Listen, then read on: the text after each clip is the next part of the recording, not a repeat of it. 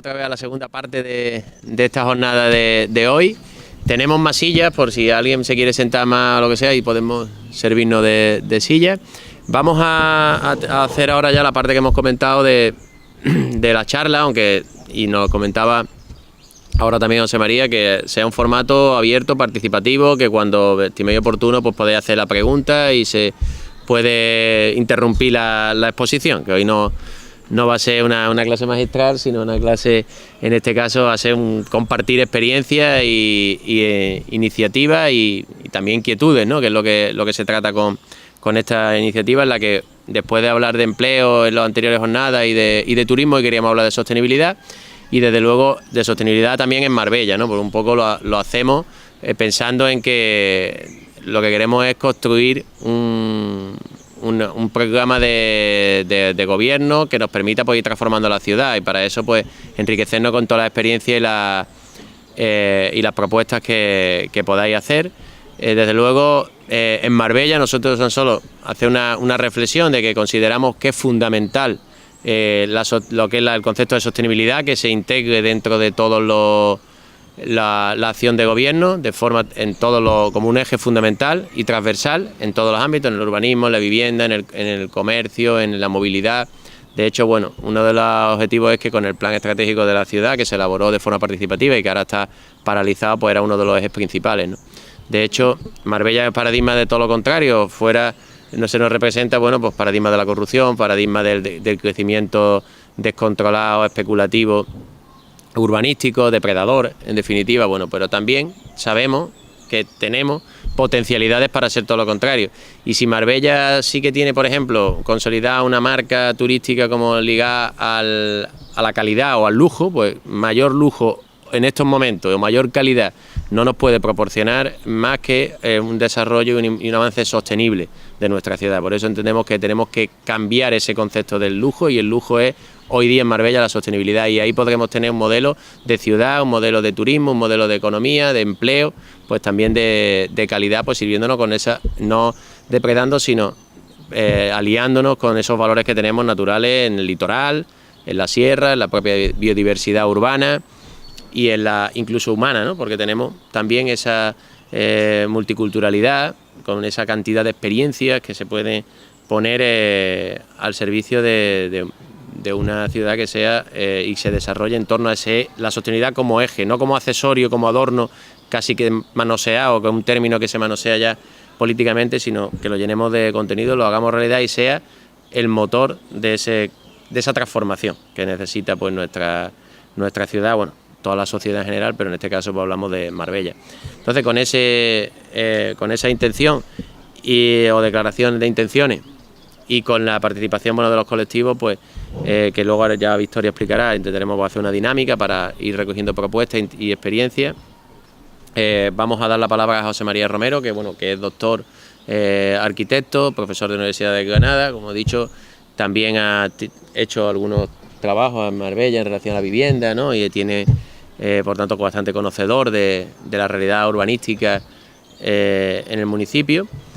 Y luego pues también muy implicado en algunas de las causas que ahora mismo se están viendo de defensa de espacios verdes, como es el caso de la regional. También tenemos un representante de la plataforma de la regional, que luego pues también está aquí con nosotros. Paco podrá comentar. Como sabéis, en Málaga se está defendiendo ese espacio, ese humedal, ese espacio de gran valor ambiental que está amenazado, y luego también cómo se está poniendo una iniciativa de transformación como es la del bosque urbano de Málaga. También pues desde su inicio está como fundador en esa plataforma José María Romero, o lo que de eso nosotros también nos suena bastante. Recordemos aquellos rascacielos que nos querían y que estaban ya prácticamente pues para iniciar la tramitación urbanística, pues también en el puerto de Málaga existe pues ese proyecto desorbitado, y ahí también pues defendiendo pues, otro modelo de desarrollo, pues también José María pues, está implicado en todas estas causas y una visión global, y yo ya sin más pues le paso la palabra y que es lo que queremos pues escucharlo más bien a él, ¿no? Así que gracias por venir además aquí hoy este sábado. Muchas gracias por la presentación y por haberme invitado a compartir con vosotros pues preocupaciones, ¿no? y posibilidades de salida, ¿no? a los momentos en el que nos encontramos, ¿no? Desde muchos puntos de vista. Bueno, yo no pensaba tanto plantear una charla cuando me llamó Javier, sino más también una cuestión de plantear cuestiones de debate, ¿no? De hecho, yo creo que lo que más me atrae de estar aquí no es tanto lo que yo pueda contar, porque casi todos estáis convencidos y todos tenéis la idea bastante clara del cuidado que hay que tener con el medio, sino el conocer otras cosas que suceden en otros sitios y poder entablar en determinados momentos posibilidades de contactos o redes, ¿no? a más largo plazo en cuestiones de intervención en el propio medio y en el territorio, ¿no? O sea que en ese sentido creo que yo puedo sacar más que vosotros de lo que me vayáis a escuchar. En principio voy a contar dos cosas, ¿no? Dos cuestiones en las que yo estoy investigando y luego quizás entramos ya, que son más bien teóricas, ¿no? A lo mejor no tienen tanta aplicación directamente sobre las cuestiones, pero que a mí me parece que sí son importantes para entender cuestiones más generales, ¿no? Y luego yo, si queréis, luego entramos en cuestión de debate. Yo creo que es bueno que me cortéis si en un momento determinado no entendéis cualquier cosa, lo que sea lo que diga, porque creo que es más interesante el que podamos compartir ideas y preocupaciones, ¿vale? Bueno, primero para empezar, quería comentar que hay una cosa que yo creo que es importante y se ve de alguna manera en el recorrido que hemos hecho, que es una de las cuestiones, de los conceptos que a mí me interesan, que vienen de los griegos, que se llama, que es sinecismo o sinequismo, ¿no? Sinequismo o sinecismo en realidad es literalmente cohabitar en la casa, en la misma casa, ¿vale? Que seguramente es el principio de cualquier cuestión ecológica, ¿no? Pero curiosamente el sinecismo o el sinequismo, la K de sinecismo o la C de sinecismo viene de oikos o casa, ¿no? Eco, también de la casa común, ¿no? Viene todo está relacionado con ello, y el sinecismo se basa sobre todo en cohabitar en un sitio, ¿no? En compartir con lo vivo, pero también con el medio en el que está, ¿no? O sea, con lo vivo, pero también con el medio que puede ser no biológico, no humano, pero tampoco ni siquiera vivo, ¿no? Pero esa relación de cohabitación en un lugar, en la casa, pero en un lugar, es fundamental, por supuesto para la ecología, pero sobre todo además para el origen de la vida. La bióloga Lynn Margulis ya comentaba al principio que la primera muestra de inteligencia fue del primer ser vivo, la primera célula viva, que cuando se empezó a tener vida no destruyó el entorno en el que estaba, sino se compuso con el entorno. De tal manera que no hay vida sin el propio entorno. O sea, esa composición es fundamental. Y es el origen de la vida, pero el origen también de la que es la concepción de entender nuestro entorno y no ir en contra de nuestro propio entorno. Es una cosa de sentido común, ¿vale? Bueno, con este punto de vista primero, que yo creo que tiene que ver mucho con lo que es la arquitectura, con lo que es lo urbano y con lo que es el medio en general, esa forma de entender la relación con lo que hay alrededor, siempre en una relación de potencia y no de reducción, de destruir lo que tienes alrededor, sino de componerte con ello. Un poco es como he intervenido yo de alguna manera en los trabajos de investigación en los que he estado. Quería repartir esto para explicarlo, porque esto ya es más bien técnico, pero he traído unos folletos. Bueno, aquí tenéis. Los reparto para que... déjame uno para que yo lo...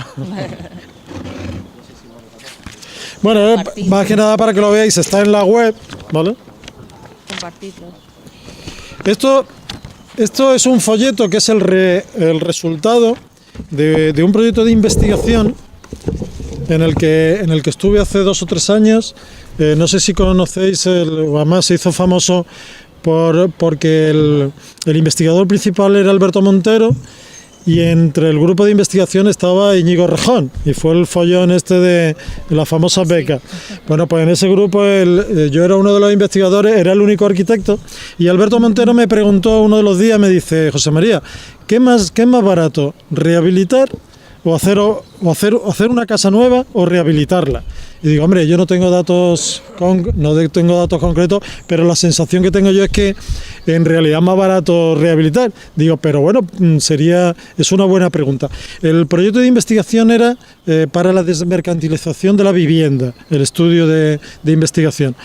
Y entonces se me ocurrió, con la gente que trabajaba conmigo, que en vez de hacer una cuestión puramente económica, o sea, solo valorar las casas, ¿por qué no calculábamos también la emisión de CO2 e incluso utilizábamos también un parámetro que pudiese ser incluso social?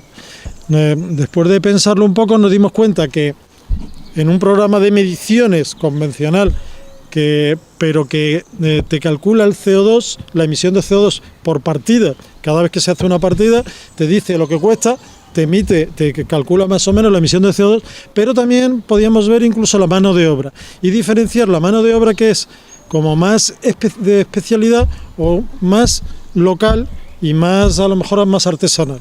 Y entonces lo que hicimos fue intentar meter en distintos tipos de vivienda pública en Andalucía, que era para lo que sobre todo era el estudio meter en el programa unos proyectos, los proyectos completos desde que se inicia una obra hasta que acaba todos los capítulos, e intentar comparar los distintos tipos de vivienda, ¿vale? Bueno, es un proceso técnico que no es demasiado complicado. Lo importante era elegir distintos tipos de vivienda.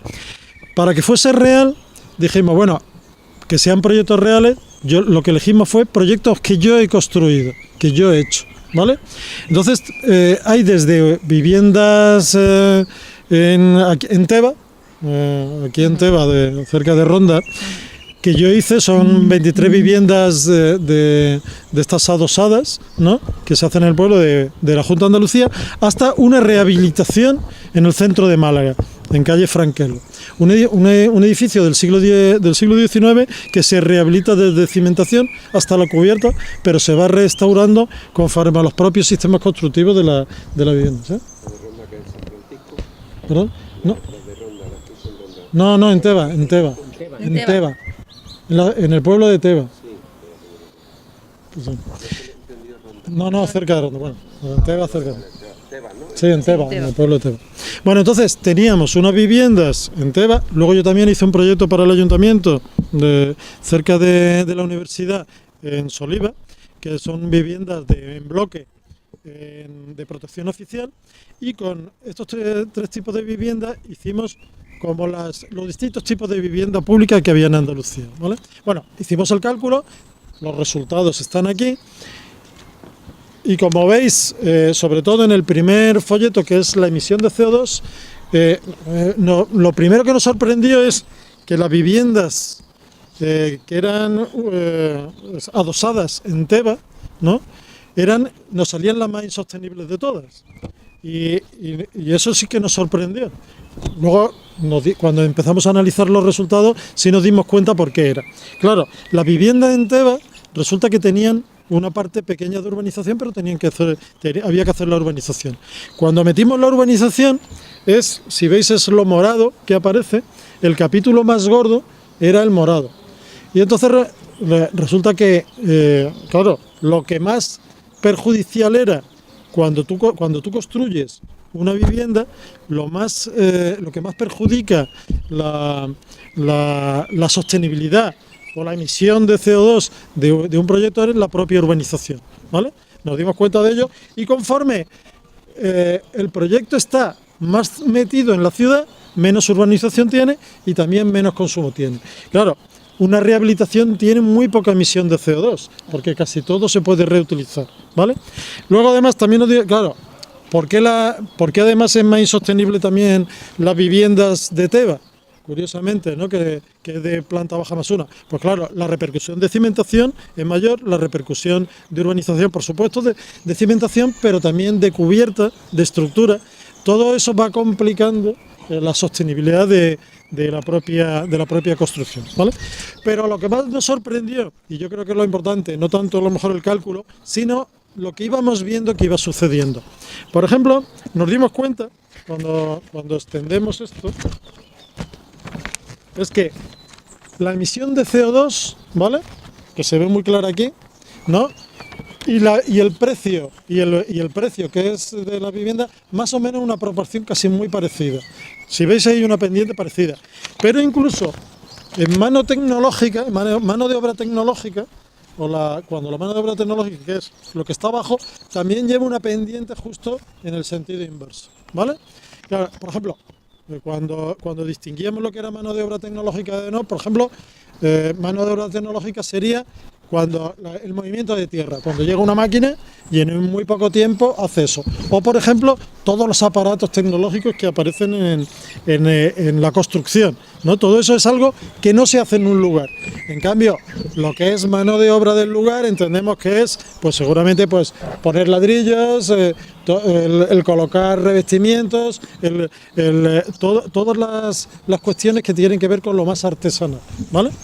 Bueno, entonces, como explicaba, nos llamó mucho la atención que al ver la insostenibilidad de las propias viviendas, desde las viviendas de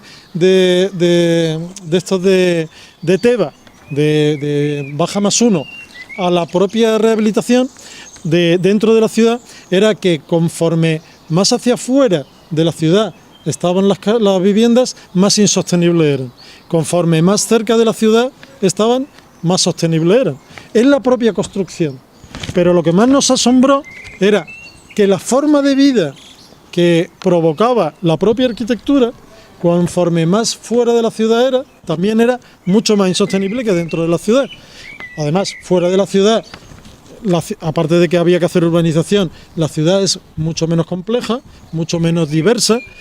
El coche siempre hay que cogerlo, ¿no? Con lo cual, la propia construcción de la arquitectura y la propia vida que provoca esa arquitectura en los habitantes que van a tenerla, van a soportar esa forma de vida, está muy relacionada, ¿vale?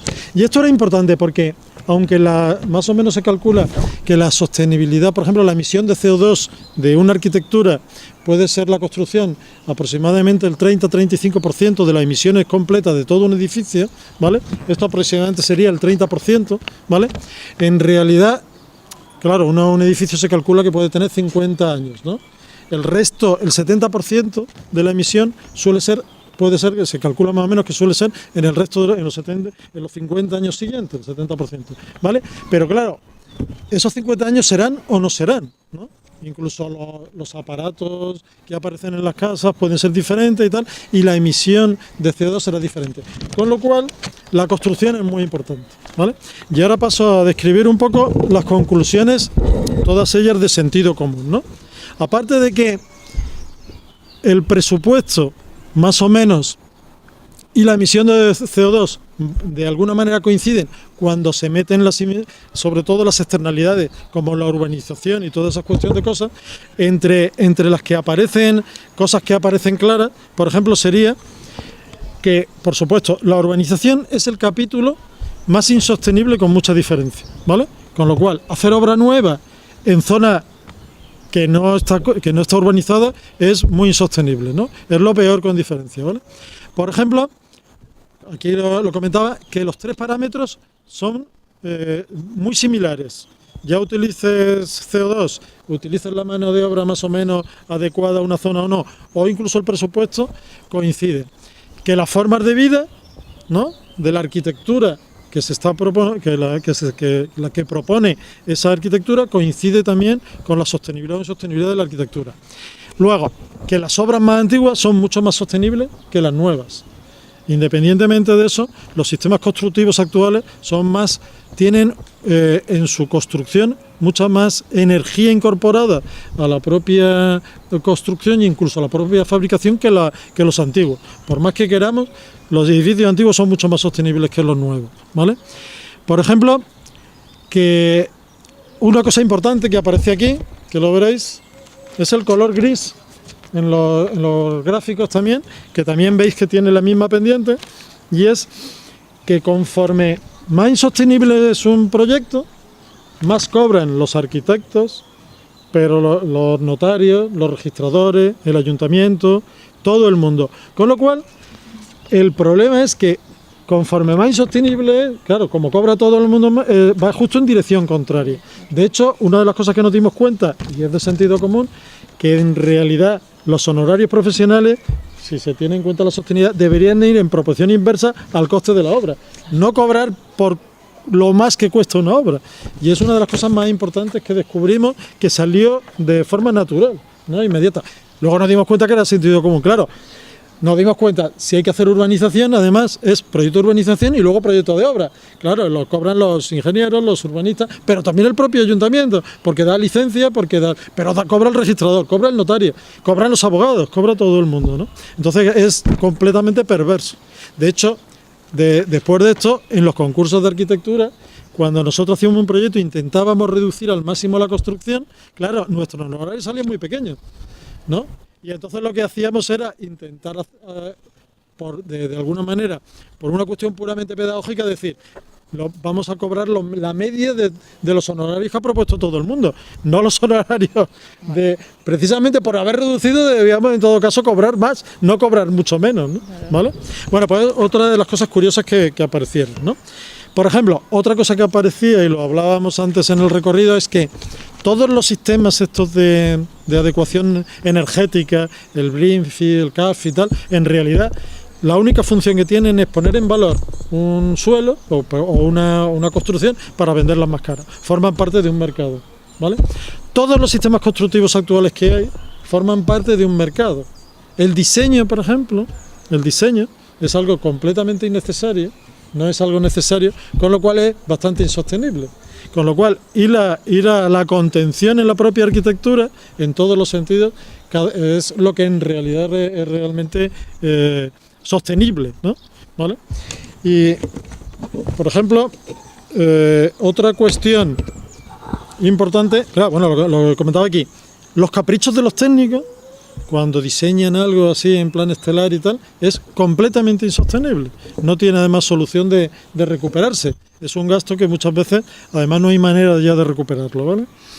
Y claro, la conclusión además, sobre todo cuando hicimos el estudio, es que la mayor parte de las decisiones, o sea, lo que más sentido tenía era precisamente utilizar el sentido común. Y también, y ya de acuerdo en relación con lo que era el propio proyecto de investigación, lo más importante de todo era que las primeras decisiones, cuando se toman, sobre todo desde el punto de vista político, a la hora de decir dónde van las viviendas, dónde se pueden hacer las viviendas, son muchísimo más importantes que luego las decisiones que puedan tomar los técnicos, ¿vale? Cuanto antes se toman las decisiones, mucho más sostenibles pueden ser. Es de sentido común. O sea, por ejemplo, nos dimos cuenta que la mayor parte de los proyectos de vivienda pública están hechos en los peores suelos, en los suelos más baratos, los suelos que están más alejados, los suelos con una capacidad técnica mucho peor, o sea, con una resistencia mecánica mucho peor, normalmente con arcilla expansiva. Entonces, eso además, aparte de encarecer la propia construcción, es que además normalmente alejaba la vivienda pública fuera, ¿no? Pero esas decisiones son muchísimo más importantes que luego todo lo que se puede hacer después en las distintas fases del proyecto. Con lo cual, al final los arquitectos pueden hacer muy poco. Cuando ya se ha decidido el solar, ya prácticamente ya todo el pescado está vendido, por decirlo de alguna manera. Entonces es muy importante que las decisiones al principio sean políticas y técnicas a la vez, o sea, con conocimiento, ¿vale?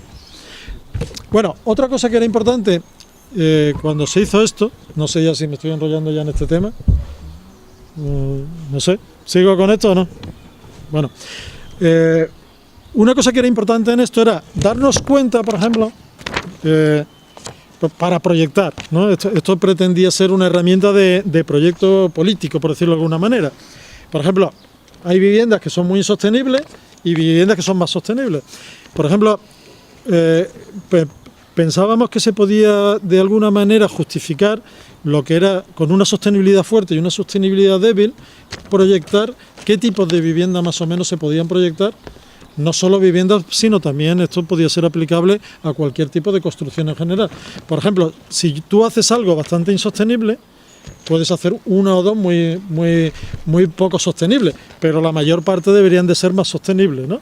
Entonces equilibrar lo que es el conjunto de del proyecto que se hiciese o de las políticas que se hiciesen en ese sentido, ¿vale?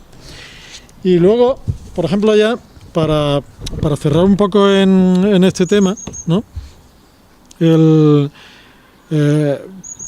tema de las decisiones, sobre todo, el tema de fundamental, la localización y la calidad técnica de los suelos, la orientación, la decisión de los sistemas constructivos. Es cierto que ahora mismo en arquitectura los sistemas constructivos son bastante sofisticados y no tienen mucho sentido, y lo ideal sería empezar a elegir sistemas constructivos mucho más cercanos, materiales que sean mucho más cercanos, ¿vale? Luego, por ejemplo, otra cosa que nos dimos cuenta también que era importante era que en la propia arquitectura no todo el espacio tiene que estar climatizado, por ejemplo, o sea, climatizado en el sentido de aire acondicionado, en el sentido de calefacción. Incluso una vivienda no tiene por qué estar el 100% climatizada. Estamos acostumbrados a vivir en viviendas donde el 100% del suelo de nuestra casa, si son 100 metros cuadrados, 150 metros cuadrados, están o calefactadas o climatizadas. Bueno, pues una de las cosas que nos dimos cuenta es que a lo mejor climatizado eso solo puede estar, o debería estar a lo mejor solo el salón o un par de dormitorios, pero el resto de la casa podría estar en otras condiciones. Entonces, que el espacio no es abstracto, sino que podría tener distintas cualidades, y eso nos parecía importante también a la hora de proyectar en el tema de las viviendas, ¿no? Y otra cosa importante a la hora de proyectar, y ya para cerrar esto, era que los proyectos no se tendrían que hacer al 100%, ¿no?, de golpe y porrazo, sino que, y yo creo que en el recorrido que hemos hecho se ve de alguna manera esto, se podrían plantear, por ejemplo, como en fases, por decirlo de manera sencilla. Habría que hacer cosas imprescindibles, luego habría una segunda fase que podrían ser necesarias, y luego habría una tercera fase que podrían ser obras deseables, ¿vale? Entonces, a mí me parece que empezar a pensar los proyectos también como en distintas fases, no verlos como cosas acabadas, también sería importante. Bueno, esas son un poco las conclusiones de la primera fase, ¿vale? No sé si he hablado demasiado en esto. Pero, iba a preguntar una cosa. Sí, no, yo que esto es para que si no yo me quedo seco. Aparte que yo venía a aprender, no a contar. No, es un comentario en este caso entre profesionales de arquitectura, pero es cómo afecta el cumplimiento del código técnico a la actual construcción. Porque claro, el código técnico, yo por lo menos desde mi punto de vista, tiene un gran error, y es que considera toda España por igual prácticamente. Sí. Hay algunos mapas y tal, pero se cargan muchas soluciones tradicionales que no son admisibles en el código técnico. Totalmente de acuerdo. Sí. Entonces, y eso está, no sé hasta qué punto está. Bueno, por ejemplo, hay un problema gordo, eso también insisto yo mucho, lo que estás contando. El código técnico tiene muchas cuestiones que vienen de Europa.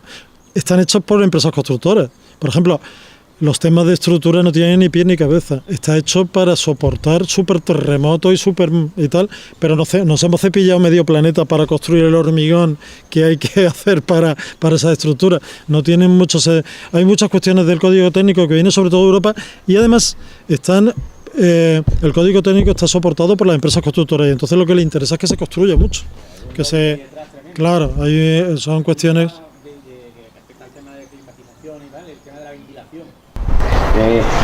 Yo escucho ya mucho como soluciones tradicionales, sobre todo de casco antiguo, en Cádiz, que es muy característico por lo visto, que te obligan ahora al instalamiento hermético y tal, y se carga el funcionamiento de los patios cruzados que ventilaban y funcionaban. Y de repente rehabilitas una casa, te tienes que adaptar al código técnico y te empiezan a salir humedades de condensación por todos sitios, tal. O cosas tan ridículas como una carpintería completamente hermética y le tienes que poner la rejilla de ventilación. Por ejemplo, yo he proyectado un colegio no hace mucho en Belén, Málaga, y claro, te obligan por una parte a que tengas una carpintería hermética, pero por otra parte a ventilar, y al final lo que pasa es que tú puedes tomar decisiones de proyecto que te puede saltar el código técnico. Por ejemplo, en vez de hacer una carpintería hermética, lo que hicimos fue contar los bordes de la carpintería. Hicimos una carpintería de acero que tenía una rendija alrededor, y en vez de poner unas rejillas de ventilación, contamos todo el borde de la carpintería. Pero te puede saltar el código técnico de alguna manera. Pero igual que cuando haces una restauración o una rehabilitación, por ejemplo, yo siempre cuento, si tú cumplís el código técnico, la catedral de Málaga no funcionaría, no serviría, la tendríamos que eliminar. la rehabilitación que yo he contado aquí no cumple nada del código técnico, pero bueno, es un edificio del siglo XIX, ¿no? Entonces habría que conservarlo, ¿no? Hay que tener cuidado con las normas, ¿eh? Las normas son muy perversas. El otro día con Javier cuando me llamó, la cuestión de la ley del suelo está proyectada para construir. De hecho, la mayor parte de los planes se llaman planes de desarrollo. No están hechos para hacer una ciudad mejor o un espacio mejor para los ciudadanos. Está para construir. Y está planteada justo cuando, en la época de Franco, cuando se quería que España fuese constructores, todo el mundo, y todo el mundo fuese propietario, ¿no? Entonces es una época que hay que tener cuidado también con el tema de las normas. Sí.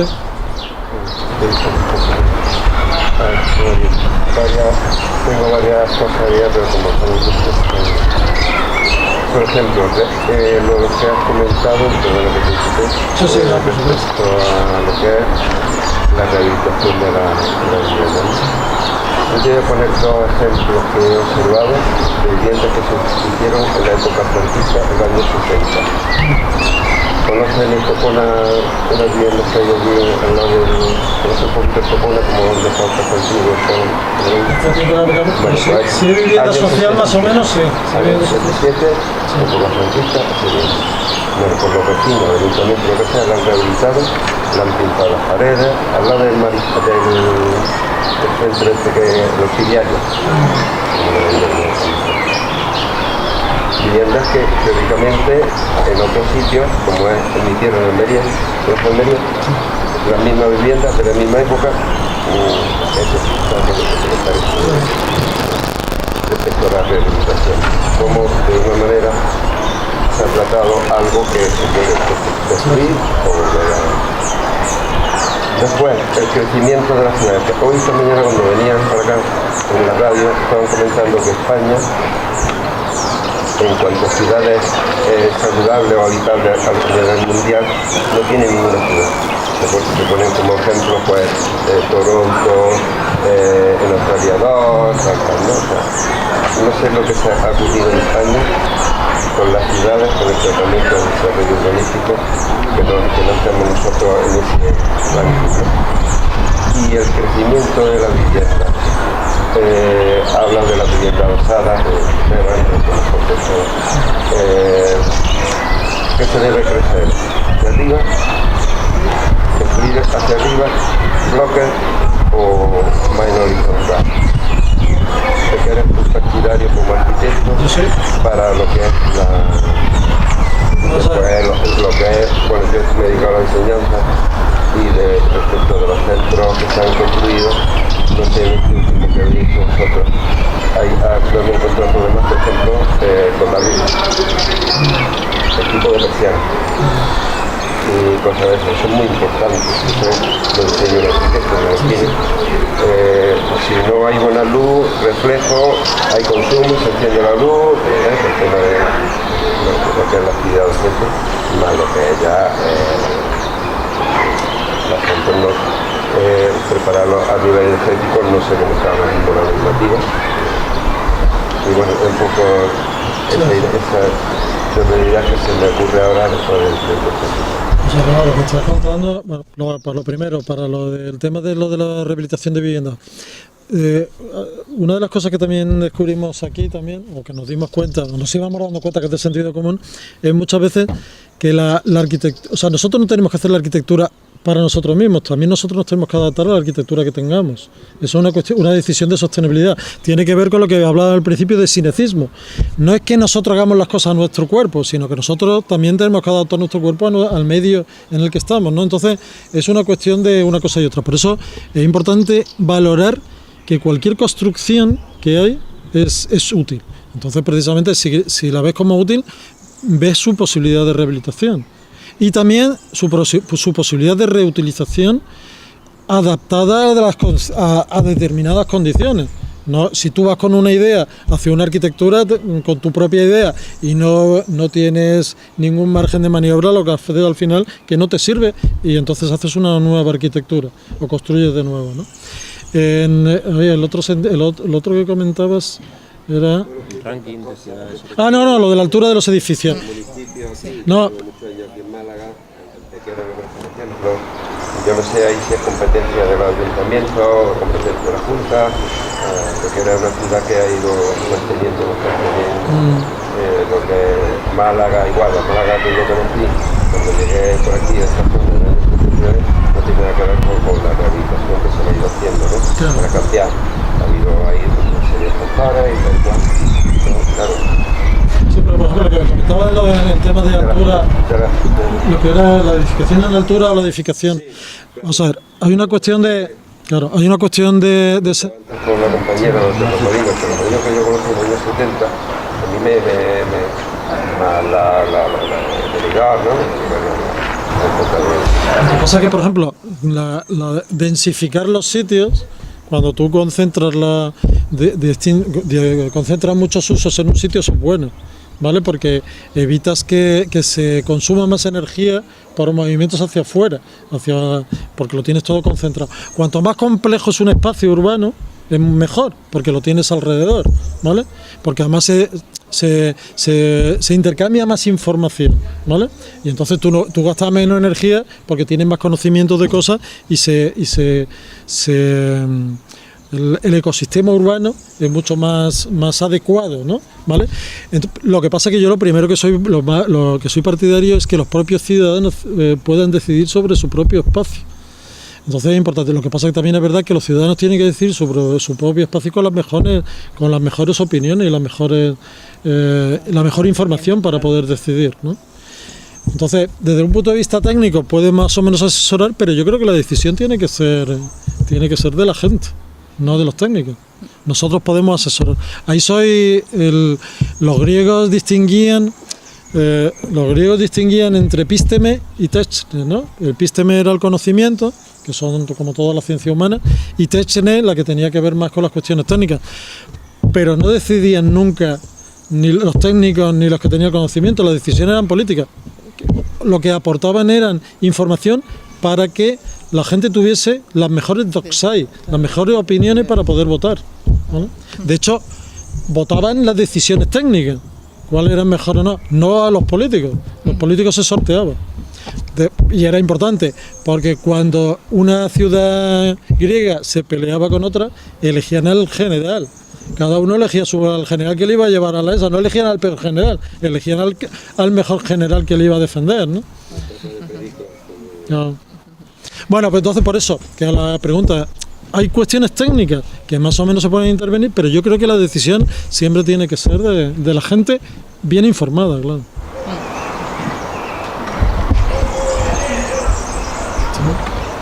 ¿Cómo consigues una ciudadanía con conocimiento, informada, receptiva a eso? Pues yo creo que la gente, bueno, eso tiene que ver con la segunda parte de lo que os iba a contar. A mí personalmente me ha sorprendido más. Yo estoy implicado en muchas cosas y tal. Siempre tengo la sensación de que abarco mucho, pero no aprieto nada, ¿no? Pero una de las cosas que sí me he ido dando cuenta es que si no tienen mucho prejuicio, la gente no es tonta. La gente sabe vivir y sabe lo que le apetece o sabe cuáles son las cualidades del espacio en el que está. Sabe más o menos cómo vivir en su casa, sabe por lo menos a una escala más o menos pequeña. Seguramente si te cambias de escala.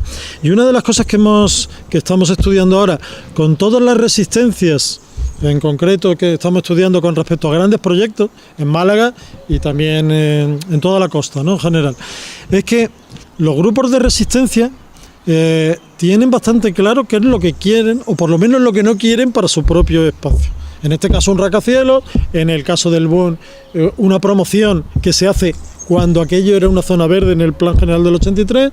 Por ejemplo, donde yo vivo, da la casualidad que estoy estudiando los proyectos de investigación yo vivo en la urbanización El Candado. Por cierto, mi casa es completamente insostenible. Yo me hice mi propia casa unifamiliar.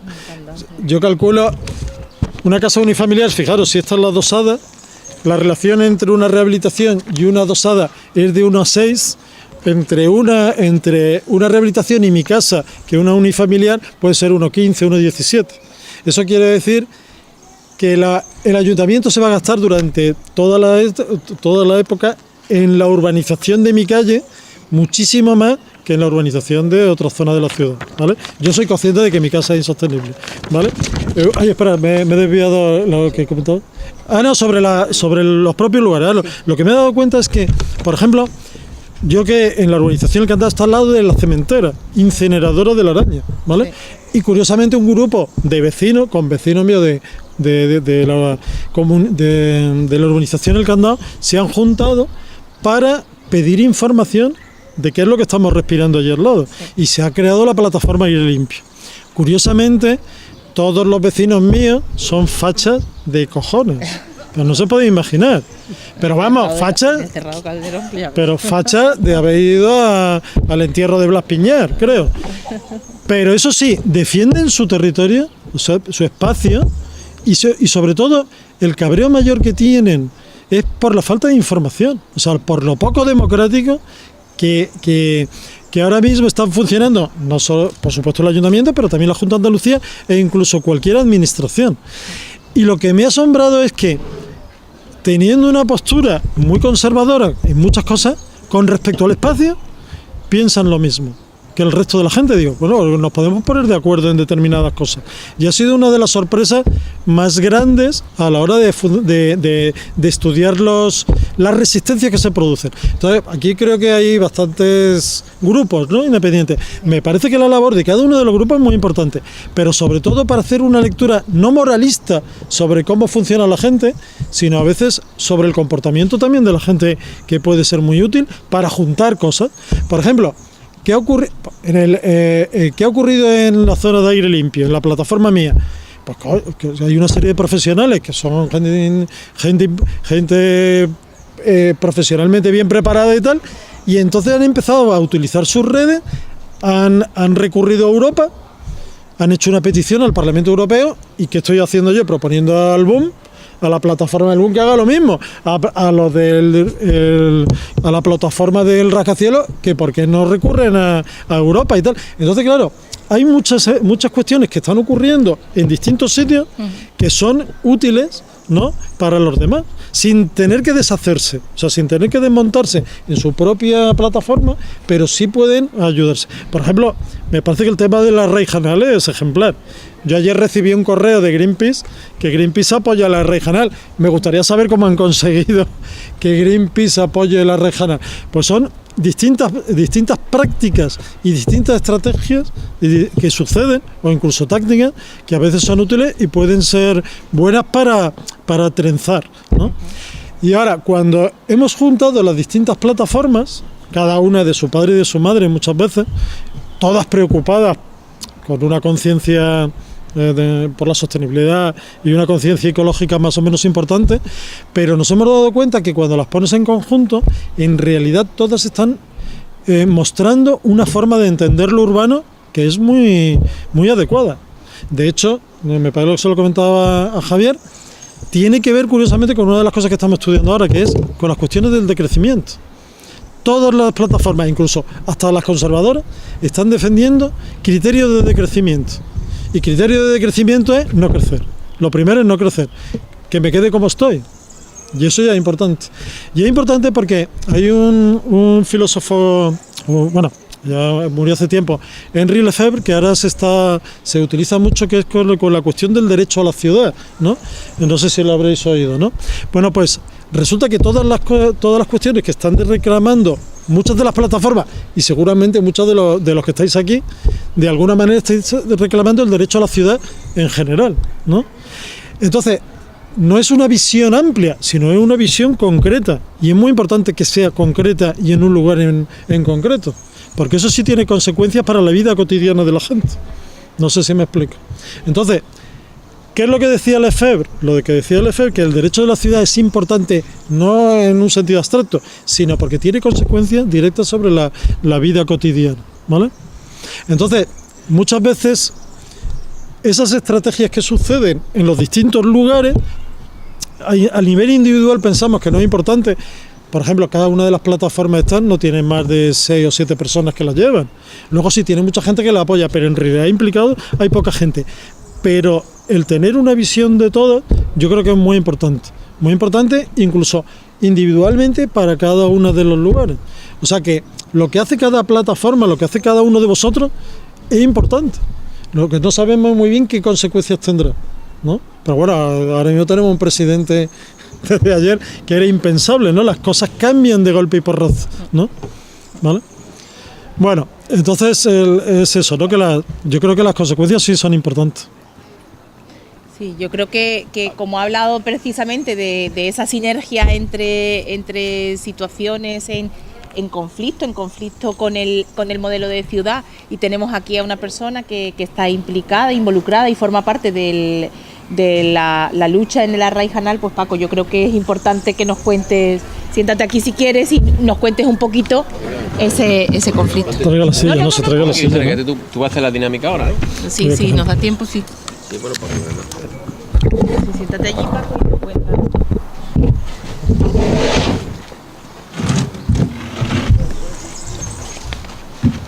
Buenos días, todavía serán, ¿no? Si hablo mal es que tengo los oídos fatal. Esto ya, la antigüedad de los años hace sus estragos aquí, ¿eh? Veréis, ahora mismo soy presidente de la Asociación Vecinal Almar, de la de Guadalmar, la única asociación vecinal que hay en Guadalmar. Tengo que decirlo primero, que estoy aquí no tanto porque yo sea de Izquierda Unida, ni siquiera por este proyecto, por el tema que estamos discutiendo hoy, sino porque la asociación vecinal tenemos el compromiso de acudir a todos aquellos sitios donde lo que se hable tenga algo que ver, vamos a decir en general con el jeque, pero en general también con esta plataforma que se ha montado en distintas ciudades a nivel de yo creo que de toda Europa, por lo menos, si no en más sitios, de Málaga no se vende. Aquí en Málaga no se vende, aquí podría ser Marbella no se vende, en nuestro caso en Arraijanal es Arraijanal no se regala. Tengo que decir esto porque la asociación vecinal, como sabéis, todos los que participéis en algún tipo de organización de este tipo, no es partidista, es decir, no va a confluir con ninguna política de partido, sino en la defensa de la ciudadanía en general, un poco enlazando con lo que decía antes José María, hablando de cómo se relaciona con los vecinos.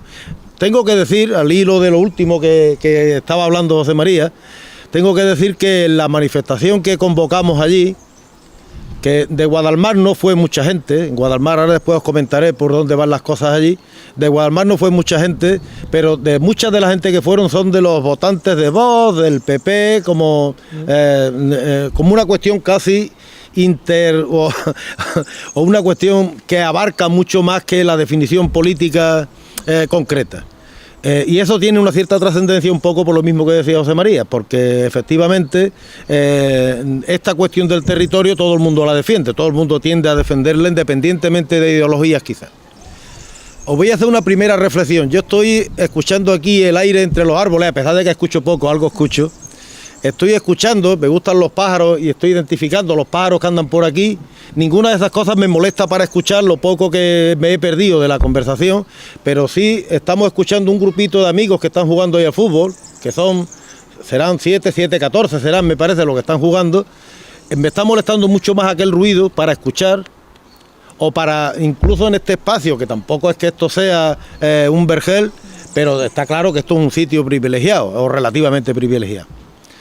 Esto viene un poco en relación con que el proyecto de academia que se ha montado allí, también hablaremos ahora de esto, el proyecto de academia que se ha montado allí no tiene sentido en sí mismo, más que, como no sea, porque haya algún interés que todavía no hemos sido capaces de descubrir, ni nosotros, ni las asociaciones sirianas, Arcubes y Torrevigía, la plataforma Torrevigía, que están han planteado las denuncias al fiscal, que ahora se la acaban de archivar y ahora diremos un poco también, o el resto de organizaciones, Ecologistas de Nación y otras organizaciones que están postulando para que no se construya allí la academia. Quizás voy a acudir a las notas porque, aunque llevamos muchos días hablando de esto, tampoco quiero extenderme demasiado, entre otras cosas porque a vosotros no os interesa tanto Arraijanal como tal. Esto os pilla demasiado lejos, pero en cualquiera de los casos sí como una cuestión en la que se nota que vivimos en una sociedad capitalista, primero, y en segundo lugar que aquí todo lo mueve el proyecto del dinero.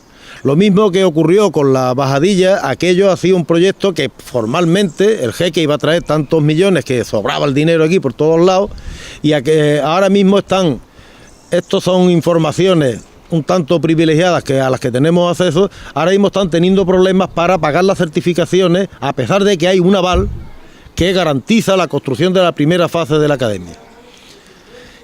Un poco en todas estas cuestiones, desde luego sí que se puede mencionar que estamos ante una situación en la que algo debe de no estar funcionando muy bien, porque para que las instituciones modifiquen, tanto la Junta de Andalucía, que el proyecto que tenía, y el Ayuntamiento también de Málaga, el proyecto que tenía era que aquello iba a ser parque litoral, parque metropolitano, se le llamó de distintas maneras, en el año 2010, más o menos, la Junta de Andalucía aprobara un plan especial. Ese plan especial carente o bien sin cumplir con toda la normativa, como el impacto medioambiental, buscando aplicar normativas, siempre el derecho, que es de lo poco que yo sé algo, del derecho social, que es de lo poco que yo sé algo, el derecho siempre es verdad que es lo menos derecho que hay, de manera que es muy fácil torcer las normas o bordearlas, de manera que en vez de aplicar la norma en su literalidad, le damos la vuelta, en vez de aplicar una norma de un espacio que por la cercanía con el paraje natural de la desembocadura del Guadalhorce tiene bastante interés en cuanto a ecosistemas de mantenimiento. Aquella es el lugar de reposo de aves migratorias, fundamentalmente de las más esteparias. Que en vez de buscar la aplicación de la norma en su literalidad, dar la vuelta, y en vez de aplicar la norma relativa al ecosistema, que aquello se podría considerar así, se aplica la de parques y jardines del Ayuntamiento de Málaga, que es mucho más fácil de bordear, de darle la vuelta o de hacer lo que a uno le pareciera. Voy a hacer una consideración previa antes, porque ahora, escuchando a José María, y estos días atrás hemos escuchado a varias personas, de catedráticos, profesores de la universidad, de técnicos, hemos escuchado a un puñado de personas que por lo menos hace que se mantenga un poco la esperanza. Es verdad que lo mismo que puede ocurriros aquí en Marbella, nos ocurre a nosotros en Guadalmar. Puede haber mucha gente que son indiferentes a qué es lo que ocurre, es decir, no quieren prestar la atención o huyen de prestar la atención para no comprometerse, pero también hay otra gente, y ahora hablo de los técnicos, de los especialistas, que por lo menos nos dan la esperanza de que no solamente la ciudadanía está abandonada, no está sola. Eso creo que tiene bastante importancia y desde luego nos hace, o lo menos a mí me hace mantener una cierta esperanza en que no todo se ha perdido. Aunque tampoco sea una gloria, ya es importante quizás también, otro comentario que se ha hecho, este cambio de presidente del gobierno, esperemos que traiga alguna luz, por lo menos que no mantenga la oscuridad como se ha mantenido tanto en este tiempo. Tengo que decir también, no me queda más remedio que decir que la lucha por el Arraijanal tiene varios núcleos. Uno son estas asociaciones que ponen denuncias, van a las administraciones, van a la fiscalía, o ahora se plantean quizá a la luz de la fiscalía archivado, pero poniendo muchos reproches a cómo se ha hecho aquello, por todas estas normas que se han alterado, para ceder por 75 años la zona esta, 108.000 metros cuadrados, de la última playa que quedaba sin tocar en lo que es el municipio de Málaga, para cederlo gratuitamente a la Fundación del Málaga. Tengo que decir que aquello se mantiene con un campamento de un grupo de gente activista que si los ves desde fuera, si no vas allí y hablas con ellos, los ves cuando pasa, dices, hay que ver el plan que tienen, porque están allí con un campamento muy precario, se lo han desmontado varias veces. Aún tengo bastante indignación del otro día cuando los desalojaron por la mañana y por la tarde después fueron a detenerlos y por la noche fueron en plan provocativo a que quitaran las pancartas que habían puesto en la valla con la que han vallado aquello. Principalmente o casi siempre la policía local, es decir, el ayuntamiento hoy tiene una implicación muy grande.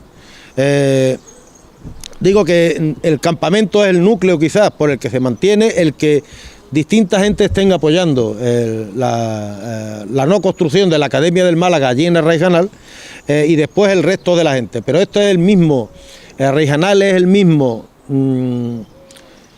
sin sentido que la torre esta que quieren hacer, el rascacielos que quieren construir allí en el puerto, o el mismo sinsentido que lo de la bajadilla aquí y otros muchos más que seguramente a lo mejor ni nos enteramos o no nos llegan, ¿no? Hay que decir que la aprobación del plan especial ha obviado completamente varias cuestiones que son básicas para esto. Ya he dicho antes que no hubo un informe de impacto medioambiental, que lo tiene. No he dicho todavía, pero lo digo ahora mismo, que aquello está calificado tanto por el decreto de la Junta, que habla de las zonas inundables, como por las normas estatales, que también hay un plan o unos planos de zonas inundables. En ambos casos parte un tercio aproximadamente del terreno en el que va a estar la academia, en el que ya está vallado para construir la academia, es una zona calificada como inundable. Si a esto le añadimos que Guadalmar es una zona que prácticamente está casi a nivel del mar, que no hay alcantarillado, hay 2 o 3 alcantarillados, vamos, de sumideros de agua, de lluvia, no hay alcantarillado en todo Guadalmar, ahí en 2 o 3 calles abajo, la parte más sur, este y sur, que es la parte más baja del todo, y a donde además tienden las aguas. Si a esto digo le añadimos el que es todo este terreno de 108.000 metros cuadrados, que prácticamente todo va con una superficie que antes absorbía el agua. Yo viví allí cuando las inundaciones del 89, todo Guadalmar se había inundado salvo aquella zona, porque allí había un lugar donde el propio terreno favorecía el absorber las aguas. A partir de ahora a los vecinos les va a suponer el riesgo de que cada vez que llueva fuerte, como ha llovido esta primavera, más o menos, cada vez que llueva fuerte, pues Guadalmar efectivamente el riesgo de inundaciones que en el 89 se cauterizó, eso es criticable por otros lados, según he escuchado estos días, pero con el cauzamiento, o por lo menos con las 2 motas que hicieron al lado o por encima del río Guadalhorce, probablemente por esa vía no se inundará, pero se va a inundar por la otra, porque todo el agua que va a parar a los campos, que en el último extremo lo único que van a hacer va a ser drenarla, ese agua va para Guadalmar, y como decimos, no hay ni siquiera un sistema. Y no creo que lo tengan previsto, no hay ni siquiera un sistema de absorción de ese agua de lluvia, que 108.000 metros cuadrados dan mucha agua, ¿eh? Yo este año, en uno de los días de lluvia, tuve que ir al local de la asociación vecinal. Allí hay una pistita que más o menos es como este cuadrado, y lo que salía por las 2 puertas, eso vuelca a todos los lados, pero solamente lo que salía para las 2 puertas era un río de agua con este canto, una puerta más pequeña y otra grande donde entran los coches, y por los 2 lados salía un canto de agua. Bueno, por la grande no salía del todo porque está el portón y salía flechada, pero estaba acumulada abajo. El local de la asociación vecinal estaba inundado, evidentemente. Lo que quiero decir es que todo esto no tiene ningún sentido, salvo que exista alguna circunstancia que diga uno, bueno, pero ¿por qué? A una pregunta que no nos han respondido, por cierto, ¿por qué allí se construye la Academia de Fútbol del Málaga? Y no en San Cayetano, por ejemplo, en el Puerto de la Torre, que era un lugar ya con equipamiento donde estaba previsto. Está claro que tiene que haber intereses, que todavía entendemos que son ocultos, no sabemos si lo vamos a poder descubrir, pero que hay intereses ocultos, que esto de alguna manera se conecta también con, como decía, con el Málaga no se vende, Marbella no se vende, o Arraijanal no se regala, que en la práctica ha sido lo que ha ocurrido, o lo que está ocurriendo.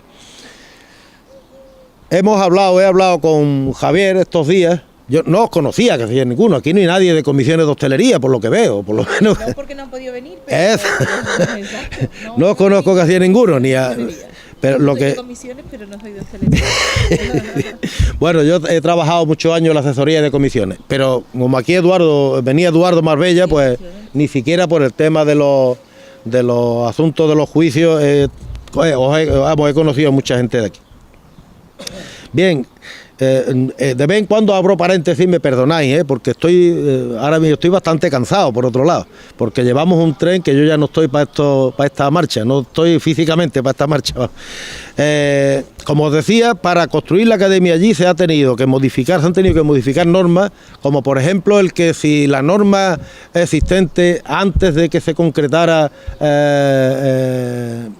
que la academia se le iba a ceder, el terreno se le iba a ceder a la Academia del Málaga, la norma decía que para que se pudiera ceder a una fundación, aquello tiene que tener teóricamente un uso social, pero para que aquello se pudiera ceder a una entidad sin ánimo de lucro, una fundación por ejemplo, esta tenía que tener 2 años de antigüedad por lo menos, y además en esos 2 años no tener deuda.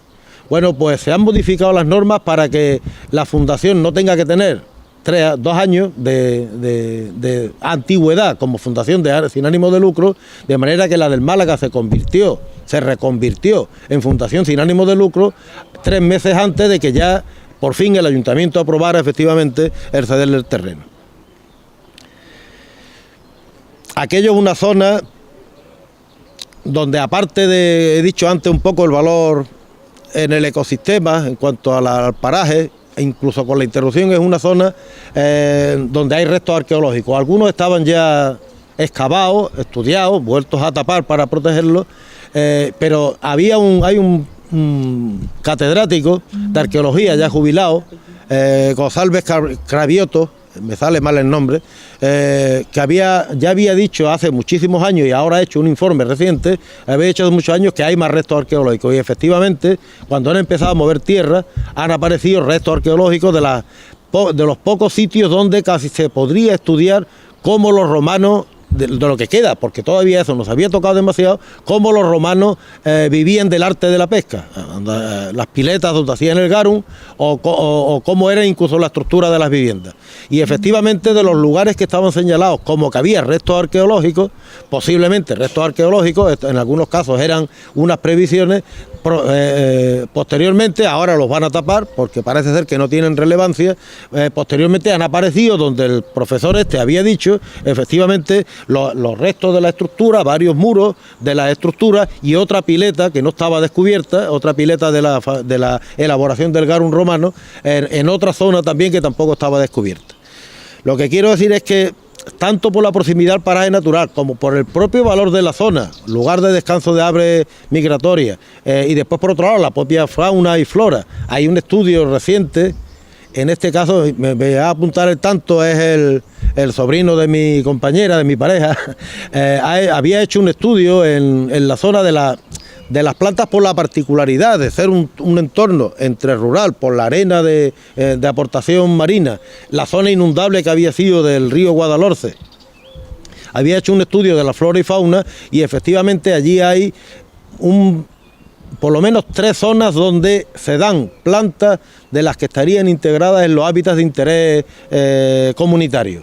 Estos son zonas donde hay poblaciones de elementos, en este caso de flora, que tienen particularidades como que son propias de la zona. Eso y algunas otras especies como el sapo de espuela que quedan en Málaga, se ha reducido en los últimos 10 años, creo que solamente a 3 zonas. Son sapos que viven debajo de la arena prácticamente, o una chinche, como una especie de caballito o como una libélula, que son depredadores de otros insectos, que eso parece que es el único sitio donde se ha documentado que exista, aquella zona, la zona de Raijana. Todo esto hace que sea poco entendible por qué se construye una academia con todas estas cuestiones que he dicho, de que las normas ha habido que cambiarlas, modificarlas, o por ejemplo que no esté cartografiado aquello, cuando Federico, el que ha hecho el estudio de la flora de la zona aquella, acudió a los medios técnicos que utilizan los biólogos para estas cuestiones, buscó la cartografía de la zona, y aquello es una zona que no está cartografiada. Es decir, que uno de los elementos básicos para determinar el valor que pudiera tener aquello, que es la cartografía, a unos 10.000 que tiene que ser esa cartografía, por cierto, digo, eso no estaba cartografiado, de manera que casi ha tenido que inventarse de alguna manera el cómo cuadricular la zona para hacer los estudios de qué tipo de plantas concretas hay allí, que ya digo, tienen la particularidad de ser una zona litoral, no afectada ya directamente por el mar, porque podemos estar hablando de 1 kilómetro, 1,5 kilómetros de donde está el límite de la academia hacia el mar, pero en cualquiera de los casos de particularidades que tienen cierta trascendencia a la hora de determinar si un hábitat tiene interés o no tiene interés. Bien, no hay mucho más respecto a los vecinos. Antes os he mencionado el ruido de un grupo de amigos jugando a fútbol a unos, no sé si están a 30, 40 metros, más o menos a esa misma distancia. En este caso me pilla a mí, está el campo de fútbol de competición de los que van a hacer, el de césped natural. Eso, después por otro lado, no sé si os ha pillado alguna vez que cuando hay rebaja o alguna cosa de esta en Plaza Mayor, para venir de Málaga para acá, por la autovía, se colapsa el tráfico por los accesos a Plaza Mayor. Bueno, pues ahora hay una ampliación de Plaza Mayor, de manera que incluso aunque van a prever algún tipo de desvío, eso no va a aliviar el tráfico, y además la gente ha aprendido ya que es más fácil salir por el interior y por las calles. La única carretera de salida que hay, que no sea la autovía o la Nacional 340, es precisamente por Guadalmar. Y Guadalmar es, para poneros un ejemplo, el río, el mar, Guadalmar, esto es Arraijanal, esta parte de aquí sería Arraijanal, carretera de Campo de Golf. Guadalmar solamente tiene una salida, que es la carretera del Campo de Golf, ya sea por el principio, donde hay una rotondita, o ya sea en alguno de los accesos para salir para Plaza Mayor. De manera que la construcción de la academia allí, desde luego no han tenido en cuenta ni valores ambientales, no han tenido en cuenta tampoco, habría que decir, respecto a los vecinos, a la vecindad, no han tenido en cuenta los efectos que tiene respecto a la vecindad, y solamente nos queda porque tenemos que mantener la sospecha de que ha habido intereses que han ido más allá de lo que sería el que Málaga, que quizás le venga bien o quizás sea conveniente, tenga, aparte de que el Málaga vaya como vaya, en Málaga, en la ciudad de Málaga, haya una ciudad deportiva. Os voy a decir solamente un comentario. Uno de mis vecinos, de mi misma calle, de los que le va a pillar campo de fútbol enfrente también, la asociación vecinal, ya no, creo que fue después, en el 2008 hubo un proyecto de hacer una marina allí, que aquello fue la Junta la que lo echó para atrás, más o menos. Y después, cuando surgió el proyecto de la academia, que es socio del Málaga, que le gusta el fútbol, que el hijo es entrenador y que es aficionado en general, cuando estuvo en Gijón que hay una academia de fútbol, al principio, antes de ir a Gijón, decía que le parecía muy bien. ¡Hombre, qué bien! Nos van a hacer ahí una academia. Bueno, pues cuando vino de Gijón venía con las manos en la cabeza. ¡Uy, esto lo tenemos que parar! Venía diciendo. Esto lo digo un poco porque respecto a la consideración, es decir, ¿para qué hacemos aquí la academia y qué implicaciones tiene? Desde luego, respecto a la vecindad, la única que pueden tener son negativas. O bien para los más próximos, ruidos y proximidad de gente. Es malo decir esto, pero ya sabemos un poco qué es lo que ocurre en los enfrentamientos deportivos, que esto ya en vez de deporte se ha convertido en otra cosa. Son guerras campales en muchos casos. Yo espero que allí las cosas no lleguen a tanto. Pero en cualquiera de los casos parece que es evidente que la construcción de la ciudad deportiva allí solamente pueden tener intereses ocultos que todavía no hemos descubierto, que podrían tener relación, desde luego, con la visión que el jeque aportaba inicialmente, de que parecía que venía con que le sobraba el dinero, se le caían los billetes de 500 euros cuando andaba por la calle, y después resulta que va, por donde quiera que va dejando deudas y pufos en el peor de los supuestos. Tenemos un grave problema más añadido, que es el último ya que menciono, y no sé si ahora después merece la pena que entremos en otro tipo de detalles. Precisamente quien le puso el dinero para hacer los negocios y para iniciar los negocios que después ha iniciado fue la cadena hotelera Blue Bay. Sabéis, o la prensa por lo menos ha estado saliendo, que tienen pleitos entre ellos porque efectivamente el jeque le debe dinero también a Blue Bay, que era formalmente su socio o quien le había prestado dinero. Quiere decir esto que estamos desde luego viviendo primero en una sociedad en general que los valores, iba a decir los políticos, pero no quiero decir los políticos, las administraciones públicas, que esto es lo que peor me sabe, ¿no? Que las administraciones públicas estén en esta tesitura de dejarse comprar por lo que sea, ya sea a nivel personal o como administración, para conseguir votos, me da lo mismo, pero las administraciones públicas estén dejándose comprar de esta manera, y después por otro lado que pueden venir gente de cualquier sitio que, vamos, aparentemente parece que van a traer soluciones a todos los problemas que hay aquí, y quizás los problemas no vengan, las soluciones no vengan por, desde luego, quien no tenga un interés específico, un interés natural por conservar o por mantener la zona. Bien, no se me ocurren más cosas, tenía algunas más anotadas aquí, pero tampoco os quiero aburrir, porque esto de Arraijanal es un poco coñazo para quien no lo está viviendo allí desde cerca. Pero bueno, queda a vuestra disposición si queréis comentar alguna cuestión. Sí. Ahora te pongo. Ahora mismo, bueno, nos ha expuesto efectivamente una situación y una reivindicación justa, además por la protección medioambiental y como ha dicho antes José María, la verdad es que todas y todos los que estamos aquí tenemos esa concienciación y ese modelo de ciudad y ese modelo a futuro que tiene que ser la protección del medio ambiente, y el futuro de nuestros hijos y de nuestras hijas pasará por un medio ambiente sostenible o no será. Esa es una realidad, un claro ejemplo el que ha puesto Paco. José María ha descrito además una situación particular también que pasó aquí en Marbella cuando por la protección de unos intereses particulares, se unen una diversidad de grupos y paralizan algo que es una aberración para los intereses propios. Y aquí pasó precisamente con los rascacielos, que también querían serlo en Marbella.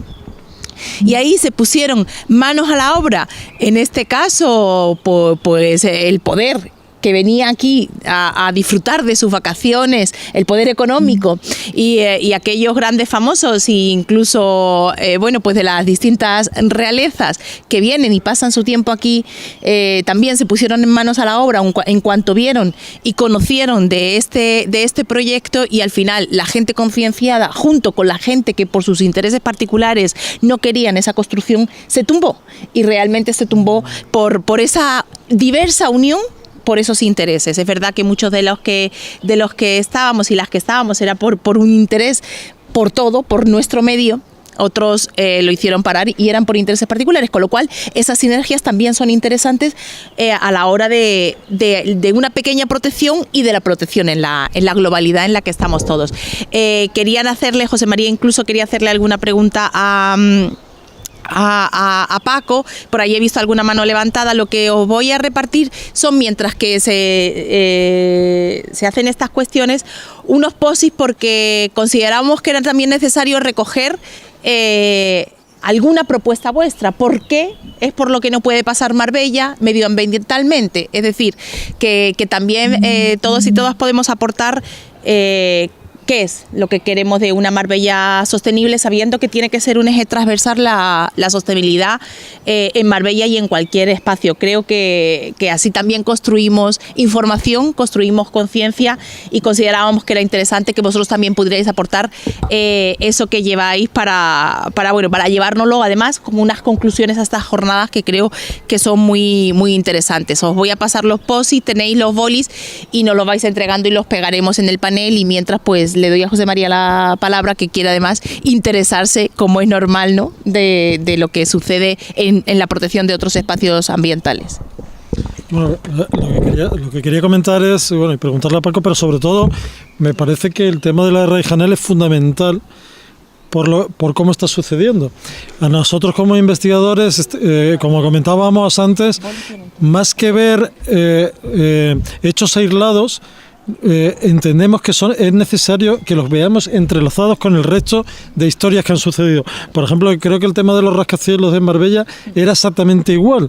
O sea, no hay que verlo como un hecho aislado, hay que juntar las distintas cuestiones que están sucediendo y verlas como además están entrelazados. De hecho, muchos de nosotros pertenecemos a varias historias de esas. Hay un tema que sí me interesa con lo que ha comentado Paco y que también nosotros hemos visto, y es el entender también que estas cuestiones más o menos concretas, espaciales o territoriales en un sitio concreto, es importante entenderlas también como se ve el urbanismo actualmente, ¿no? Desde el poder se entiende que el urbanismo es casi algo líquido, que se puede transformar. Bueno, pues eso se puede volver también en contra de ellos mismos, y también se le puede dar la vuelta en un momento determinado. Después de estudiar todas las resistencias que hemos nosotros estudiado, todas las resistencias, todas tienen un problema jurídico detrás. Casi todas están en el contencioso administrativo o hay temas de propiedad. De hecho, Paco ha comentado eso, por eso tengo el interés en preguntar eso. Por un lado es la cuestión jurídica, y por otra parte también tener en cuenta que, por ejemplo, la cuestión jurídica para nosotros ha sido importante, y cuando hemos intentado hacer un equipo de investigación, los abogados y los juristas son los que nos faltan normalmente, hay menos implicación. Pero, por ejemplo, ¿cómo estáis vosotros planteando la cuestión jurídica o el asesoramiento jurídico, sobre todo desde el punto de vista urbanístico también y administrativo, para poder hacer que lo que vosotros estáis haciendo vaya funcionando y esté teniendo la repercusión que estáis teniendo? ¿Cómo estáis funcionando en ese sentido? Yo creemos que es muy importante, de las cosas más importantes. Nosotros, la asociación vecinal hizo alegaciones. Voy a empezar por ahí. Hizo alegaciones en el 2008, cuando el proyecto de Marina, de un puerto deportivo, una especie de puerto deportivo, y después hicimos alegaciones ya en el 2012 con el proyecto de la academia. Claro, las alegaciones fueron las nuestras, las que hizo el grupo municipal entonces de Izquierda Unida en el Ayuntamiento de Málaga, y las que hicieron muchos particulares. Las alegaciones fueron desestimadas de plano, totalmente.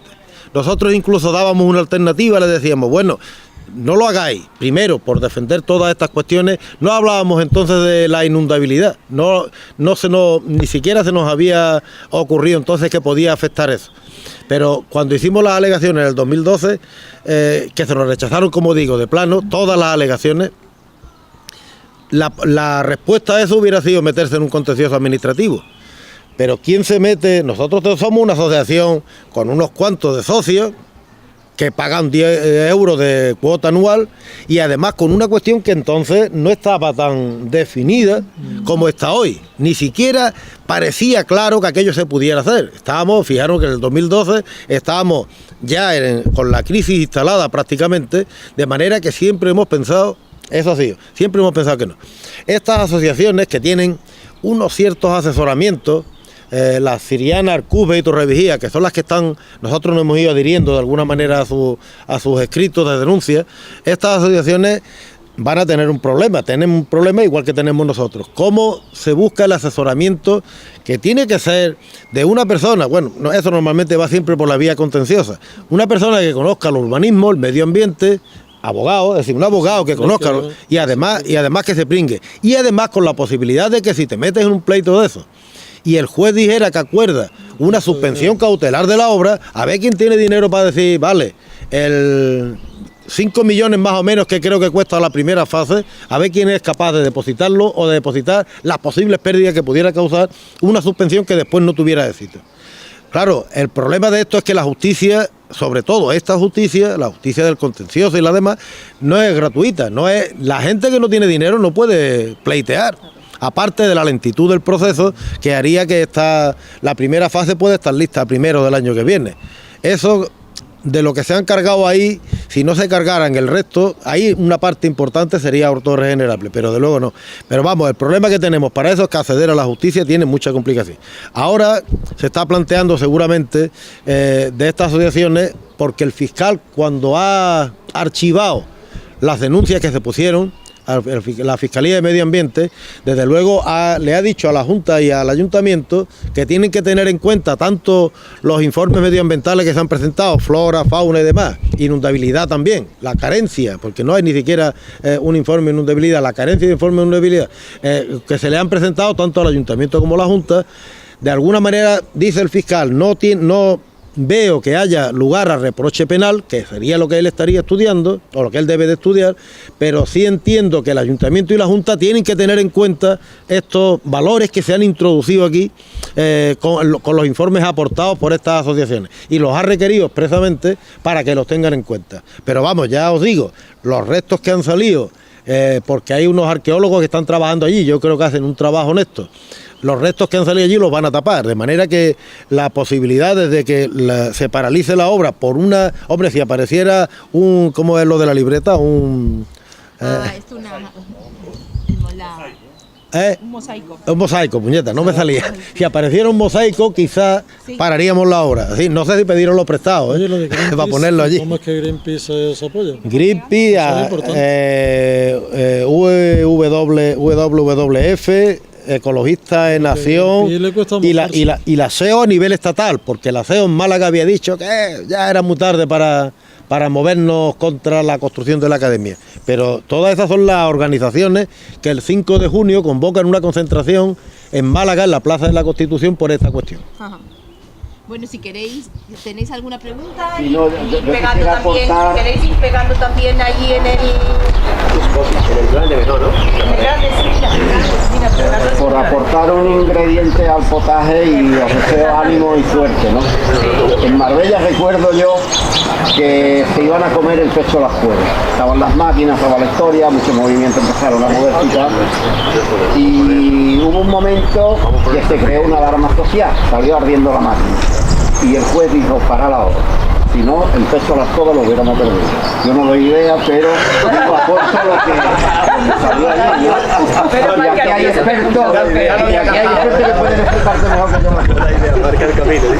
Pilar, ¿tú querías comentar algo? No, yo era un poco con qué fuerza contaban y qué esperanza o qué expectativas teníais de lograrlo. Pues fuerza, ahí tenemos un grave problema que he dicho antes, que es el tema un poco de la mayor parte indiferencia, la mayor parte de la vecindad indiferencia. Pero es que además no quieren tener información.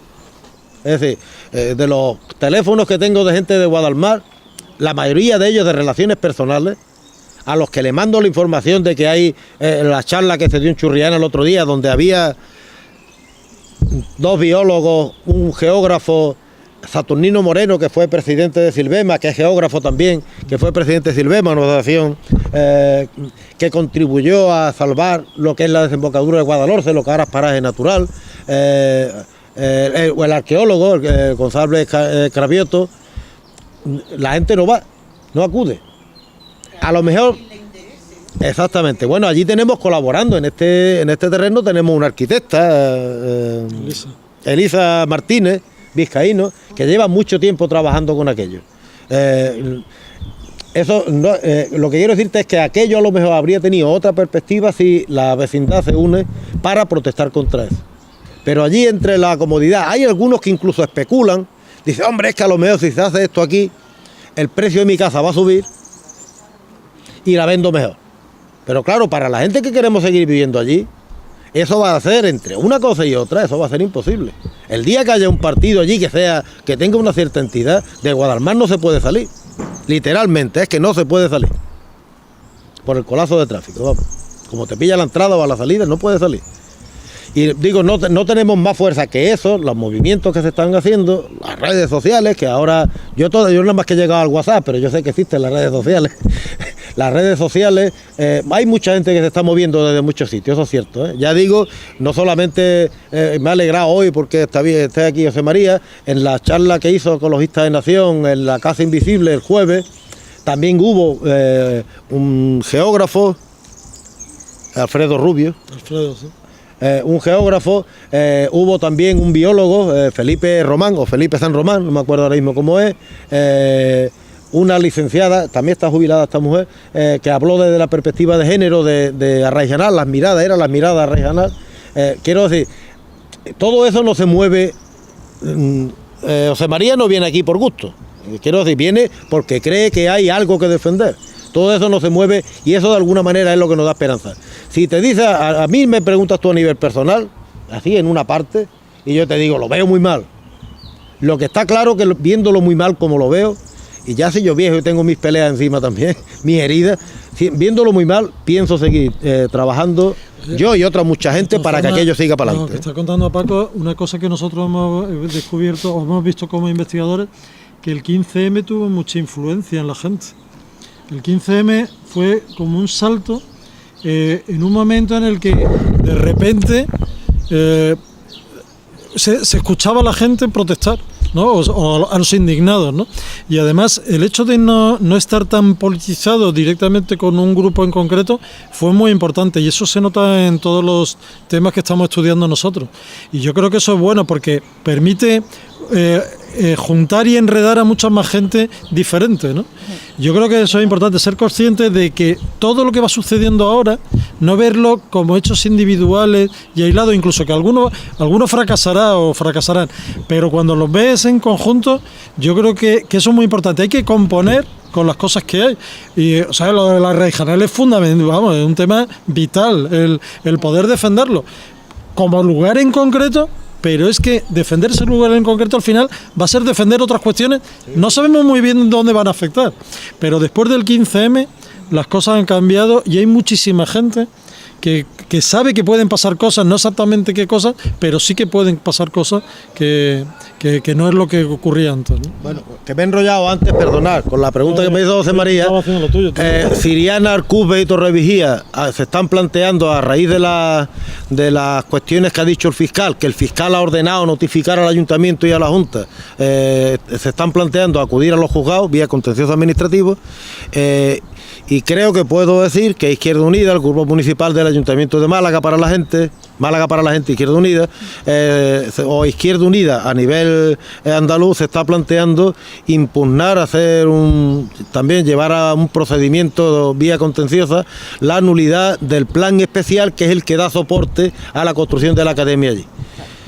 Ya veremos, eso todavía está un poco en estudio. Si eso se pudiera dar, la verdad es que hay motivo, entiendo yo, para que por lo menos las cuestiones que son reprochables de la actuación de esta manera de componer la legalidad para que quepa la academia, de forzar la legalidad para que quepa la academia, pues es posible que quizás por ahí veamos algo de luz, que es, por otro lado, la otra esperanza, la poca esperanza que queda.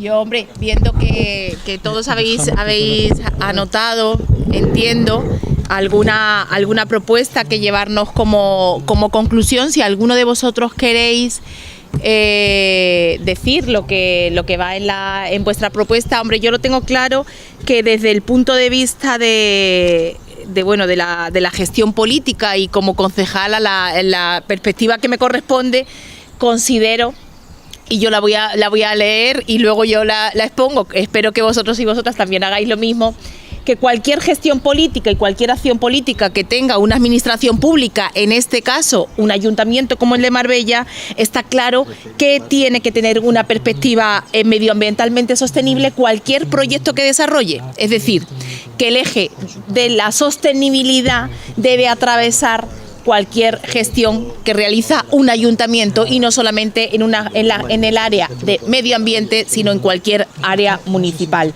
Es la conclusión y la propuesta que hago yo para que os llevéis. Espero que Miguel, Maika, ¿qué habéis puesto? ¿Alguno más que queréis exponer? Venga. Pues evidentemente la defensa de los espacios públicos, tanto a nivel medioambiental, tanto en lo que son las zonas de playa, en los espacios naturales, como en la propia ciudad, porque eso es, así entiendo yo, la sostenibilidad, ¿no? Es defender los espacios públicos y en contra de los intereses particulares, ¿no? Para el disfrute de la ciudadanía, la defensa de esos espacios públicos para el disfrute de la ciudadanía, claro, y en contra de los intereses particulares, ¿no? Claro. Voy a ir, si queréis, leyendo algunas de las propuestas que han ido poniendo y si alguien quiere explicarlas. El desarrollo sostenible y también con más voluntariado, la sostenibilidad como eje transversal, desde comprar un folio hasta cambiar una calle,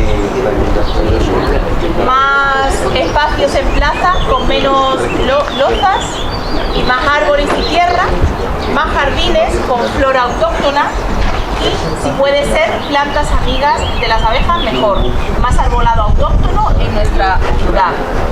Movilidad sostenible igual a un conocimiento más profundo del entorno, igual a una conservación de nuestros espacios. Te tengo cogido el truco, ¿eh?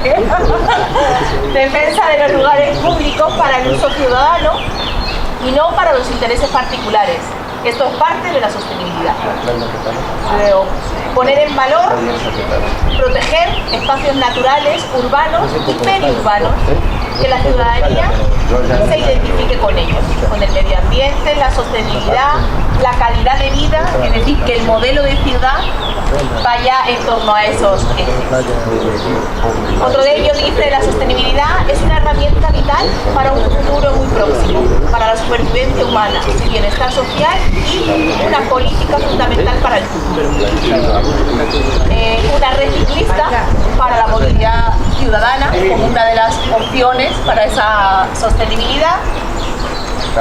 Y si tenéis por ahí alguno más que poner, alguno queréis explicar qué es lo que habéis puesto, hombre, es verdad que tenemos muy claro qué modelo de ciudad tenemos y que coincidimos en muchos de los aspectos. Si alguien tiene que decir nada, ¿no queréis comentar nada?